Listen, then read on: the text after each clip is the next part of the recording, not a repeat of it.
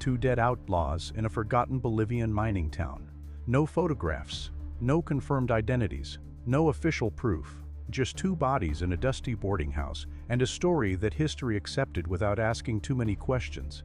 According to the official version, one of those men was the Sundance Kid, Harry Longabaugh, the fastest gun in Butch Cassidy's Wild Bunch.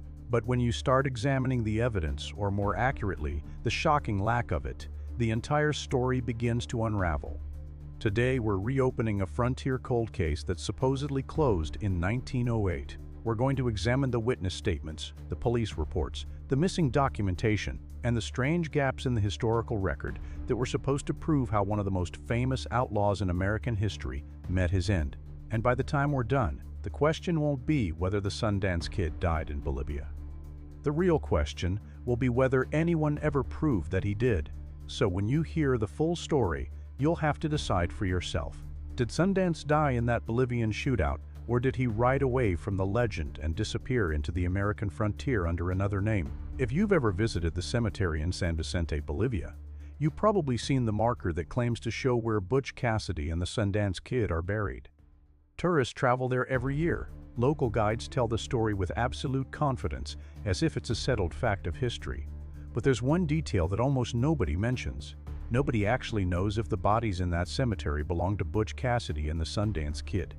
No one ever positively identified them, and when forensic anthropologists searched the cemetery in 1991, they couldn't even find remains that matched the DNA of Longabaugh's living relatives. So before we jump to conclusions, let's start with the one thing that matters in any investigation: what we actually know for certain.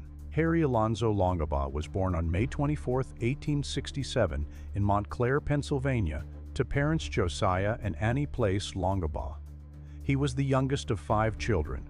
Like many restless young men of the late 19th century, he headed west while still a teenager. At just 15 years old, he traveled in a covered wagon with his cousin George to help settle George's homestead near Cortez, Colorado. Life on the frontier shaped him quickly. Longabaugh worked ranches across the American West. He spent time at Montana's N-Bar and Ranch and even worked cattle in Alberta, Canada. But somewhere along the way, the line between ranch hand and outlaw began to blur. In 1887, while passing through Wyoming, Longabaugh stole a gun, a horse, and a saddle from another cowboy. It wasn't the crime of the century, but it was enough to land him behind bars. He was captured in Miles City, Montana, and sentenced to 18 months in jail by Judge William McInnes. When he walked out of that jail, he carried something that would follow him for the rest of his life: a nickname. The Sundance Kid. By the mid-1890s, the American West was entering its final outlaw era, and one of the most famous gangs of that era was about to take shape. The Wild Bunch formed sometime after Butch Cassidy was released from prison in 1896. Cassidy quickly recruited Longabaugh into the gang after a major bank robbery in Montpelier, Idaho in August of that same year. Alongside men like Harvey Logan and Ben Kilpatrick, the gang launched what historians still consider the longest and most successful string of train and bank robberies in the history of the American West. Their success made them legends, and it also made them targets. The Pinkerton Detective Agency became obsessed with bringing the Wild Bunch down. By 1900, Pinkerton agents were scattered across multiple states, armed with photographs, wanted posters, and orders to hunt the outlaws relentlessly. The pressure began to fracture the gang.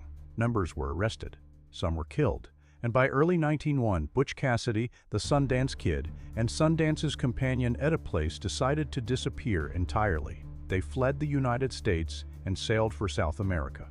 On February 20, 1901, they departed New York City aboard the British steamer Herminius. Their plan was simple: leave the outlaw life behind and start over somewhere the Pinkertons couldn't reach them. In Argentina, they purchased land in Patagonia near Cholila. They built a small 4-room log cabin on a massive 15,000-acre ranch. According to a letter Cassidy wrote in August of 1902, the 3 of them were living quietly as what he called our little family of 3, raising cattle, sheep, and horses. For a while, it actually worked, but the Pinkertons were patient, and they were thorough. By 1905, the agency had tracked them all the way to Patagonia. The ranch was sold on May 1, 1905, and the outlaws went back on the run. Cassidy eventually found legitimate work at the Concordia tin mine in Bolivia under the alias James or Santiago Maxwell. Longabaugh joined him later after escorting Etta Place back to the United States in June of 1906. She had finally had enough of life on the run. After that trip, she vanished from the historical record entirely. No one knows what happened to her, and then came the event that supposedly ended everything. November 3, 1908, the date when history claims the Sundance Kid met his fate. But to understand what really happened, we have to reconstruct the event carefully, because the truth hides inside the details that were never recorded. According to the official account, a courier was transporting the payroll for the Aramayo, Franca and Company silver mine near the small Bolivian town of San Vicente. The payroll was worth around 15,000 Bolivian pesos, a tempting target. Two masked American bandits ambushed the courier and stole the money. After the robbery, the outlaws rode into San Vicente and rented rooms at a boarding house owned by a miner named Bonifacio Casasola. At first, nothing seemed unusual, but Casasola soon noticed something strange. The mule the two foreigners had brought with them carried the brand of the Aramayo Mining Company burned into its flank. That meant the mule had probably been stolen during the robbery. Suspicious, Casasola quietly left the house and found a telegraph officer. Within hours, a small unit of the Bolivian Army Cavalry, the Abaroa Regiment, was alerted. The soldiers surrounded the boarding house. What happened next became the centerpiece of the legend. A violent shootout erupted and reportedly lasted for hours. Gunfire echoed through the village well into the night. Then everything suddenly went silent. When Bolivian authorities finally entered the building the following morning, they discovered two dead men inside. According to the local police report, the positions of the bodies told a grim story. One outlaw had been badly wounded by Bolivian gunfire. The other man, apparently realizing his partner would not survive, shot him in the head to end his suffering. Then, according to the report, he turned the gun on himself. The Tupiza police concluded that the dead men were the same bandits who had robbed the mine payroll. And that's where the official version of history draws a neat conclusion. Butch Cassidy and the Sundance Kid died in San Vicente, Bolivia on November 7, 1908. Case closed. Except the case wasn't closed at all, because when you examine that report closely, something astonishing appears. The Bolivian authorities had absolutely no way of identifying the two dead men. They didn't know their names. They had no photographs for comparison, no fingerprints, and no documents linking the bodies to Robert Leroy Parker or Harry Longabaugh. They simply buried the men in the small cemetery outside San Vicente near the grave of a German miner named Gustav Zimmer. The graves weren't even marked with names, just rough locations. If this were a modern homicide investigation, the case wouldn't even make it to court. Two unidentified bodies. No confirmed identities, no photographs, no fingerprints, no death certificates with real names attached. Just assumptions. No one photographed the bodies. No one sent evidence to the United States. No Pinkerton agent ever confirmed the identities. In fact, there is no confirmed death certificate anywhere in the world for Harry Longabaugh. Bolivian records from that period are incomplete and inconsistent, and the Pinkerton Agency, which had chased these men across continents, never received official confirmation that their targets were dead. They simply stopped actively hunting them after hearing the reports from Bolivia. Now here's something that should immediately raise a red flag for any serious investigator. Normally, eyewitness memories become less reliable as time passes. Details fade, stories grow vague. But in the case of the Sundance Kid, the opposite happened. The earliest reports from 1908 were extremely vague. Two American bandits, a shootout, two bodies. That was it. But decades later, in the 1930s and 1940s, when researchers began interviewing people who supposedly witnessed the event or knew someone who did, the stories suddenly became incredibly detailed. Witnesses described how the men looked, what they said during the gunfight, and exactly how the shooting unfolded. One miner interviewed for a BBC documentary in 2008 claimed his grandfather had lived next door to the boarding house and remembered the entire event as part of local history. But these are second-hand stories told generations later. In forensic investigations, when memories become clearer decades after an event instead of fading, that's a warning sign. It usually means people have unknowingly absorbed details from other sources, newspaper articles, books, even Hollywood films like the 1969 movie starring Paul Newman and Robert Redford. Over time, the human brain fills in missing pieces and reshapes the memory into a story that feels real. So, if you were the detective assigned to this case, how much trust would you place in witness accounts that grew more vivid with time instead of fading away? Would you call that reliable evidence or reconstructed legend? And this is where the mystery becomes truly fascinating. Because if the Sundance Kid didn't die in Bolivia, where did he go? Over the years, dozens of people have come forward claiming that either Butch Cassidy, the Sundance Kid, or both men survived and eventually returned to the United States. Researchers Daniel Buck and Ann Meadows have documented more than 60 different theories about how the outlaws supposedly died. Most of them are little more than rumors, but a few are intriguing enough to deserve serious attention.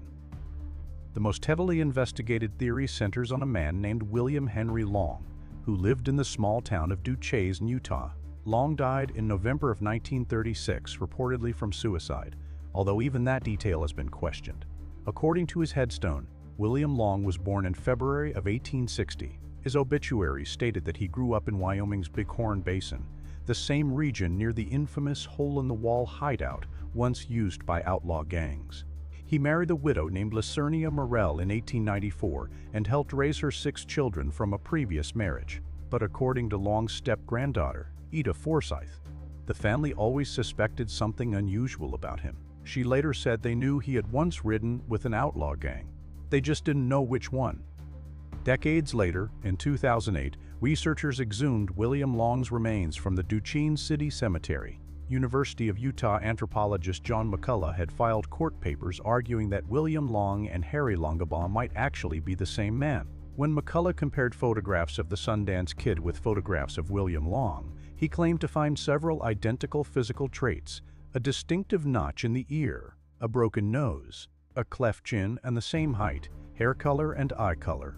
There was also an unusual detail involving the famous Fort Worth 5 photograph taken in 1900.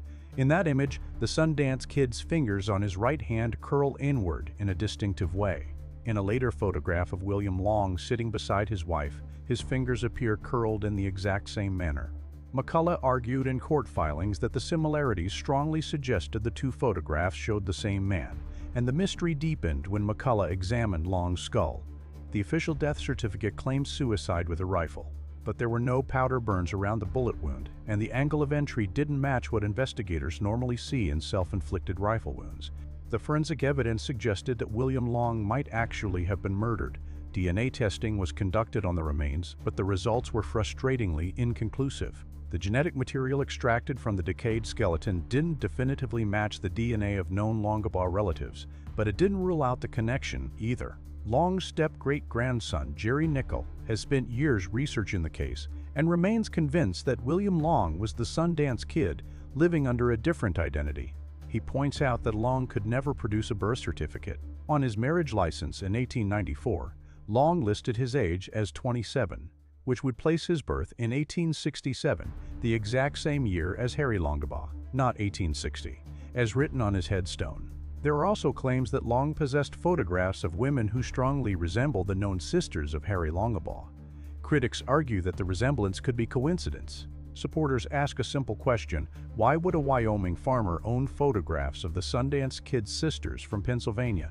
Still, none of this proves anything. The DNA didn't confirm the identity. Photographic comparisons aren't definitive science, and family stories, no matter how consistent they are, don't count as documented proof. When you place all the evidence side by side, the picture becomes strangely balanced. The official story claims the Sundance Kid died in Bolivia in 1908 during the San Vicente shootout, but the evidence supporting that claim is surprisingly weak. Unidentified bodies, no photographs, no confirmed identities, and no death certificates bearing real names. On the other hand, the survival theories rely mostly on circumstantial evidence, family stories, and physical similarities. Intriguing, yes. Conclusive, no.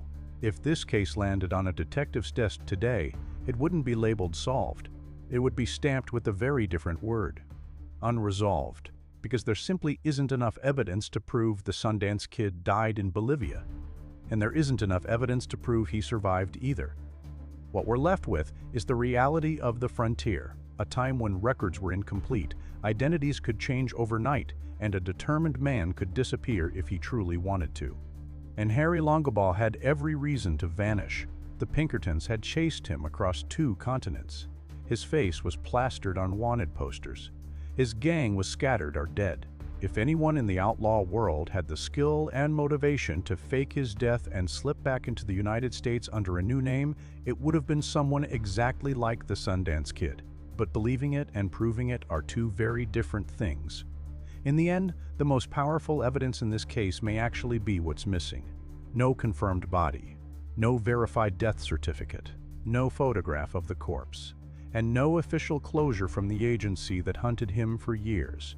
On the frontier, sometimes the most dangerous men are the ones history never proves dead. And sometimes the greatest outlaws are the ones who quietly rode away from their own legend and vanished into ordinary life. So now the question is yours to answer. Did the Sundance Kid really die in Bolivia in 1908? Or did he disappear and live out the rest of his life under another name? The evidence, or the lack of it, is now in your hands. Let me know what you think in the comments. And if you think this case is complicated, wait until you hear what happened to Butch Cassidy. His supposed death has even more contradictions, more survival stories, and even less solid proof. Click the next video and we'll break down that mystery together. And before you go, hit subscribe. These historical investigations take serious research, and your support helps us keep digging into the stories that history never fully explained. Thanks for watching, and I'll see you in the next one.